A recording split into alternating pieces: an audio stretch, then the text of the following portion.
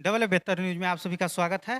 और आपका नाम क्या हुआ? मेरा नाम सैयद तकी इमाम कादरी, ग्राम अमजद शरीफ, पोस्ट थाना हसपुरा, ज़िला औरंगाबाद, बिहार के रहने वाले हैं। और हम लोग हसपुरा थाना में एसपीओ के रूप में नियुक्त किया गया था और हम लोग कार्य करते रहे।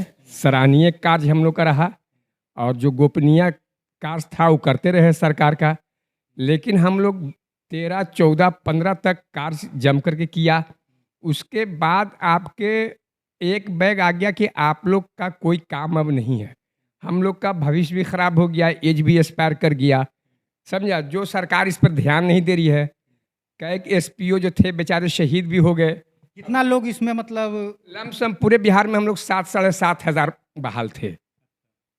और जो उग्रवाद, यहाँ जिला के भी कुछ था कि जिला में इतना लोग रहेंगे या फिर कुछ? हाँ, जिला में थे 339 हम लोग बहाल थे औरंगाबाद ज़िला में। कोई ज़िला में 400 हैं, कोई ज़िला में 125 हैं। इस टाइप से जो है हर थाने में कहीं 25, कहीं 12, कहीं 18, कहीं 32, इस टाइप से जो है जहाँ उग्रवादी क्षेत्र था वहाँ हम लोग को नियुक्त किया गया था कि किसी तरह का कोई गड़बड़ी नहीं हो। उग्रवादी लोग पर नज़र रखना है, उसके गतिविधि को देखना है, किसी तरह किसी के साथ अप्रिय घटना नहीं घटे। ये सब हम लोग को खबर लेकर के प्रशासन को देना रहता था और चौकस हम लोग रहते थे, पूरा जम करके काम करते थे। समझ गए, इतनी शांति थी कि जिसका कोई हिसाब किताब नहीं, नहीं कोई पॉकेट मार नज़र आता था, नहीं किसी का चोरी होता था, नहीं किसी का डकैती होता था, ना बैंक में किसी का लूट होता था। जब से हम लोग हटे हैं तब से ऐसी स्थिति हो गई है कि रोड पर चलना मुश्किल है। पैसा लेके बैंक से निकलता है तुरंत उसका छीन लिया जाता है।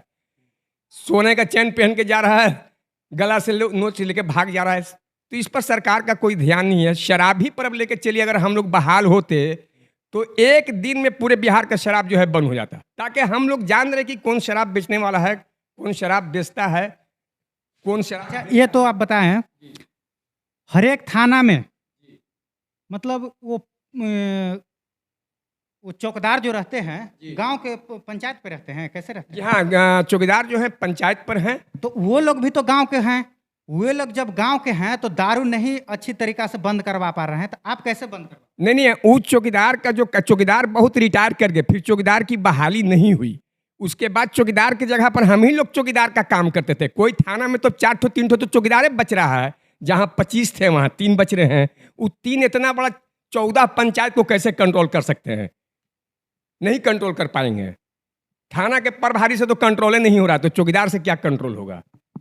सुने हैं कि अमझर में भी दारू बेची जा रही है। बहुत ज्यादा। अमझर का पूरा पंचायतें में बेचा जा रहा है, खुलेआम बिक रहा है, खुलेआम लोग पी रहा है, कोई उस पर प्रतिबंध नहीं है।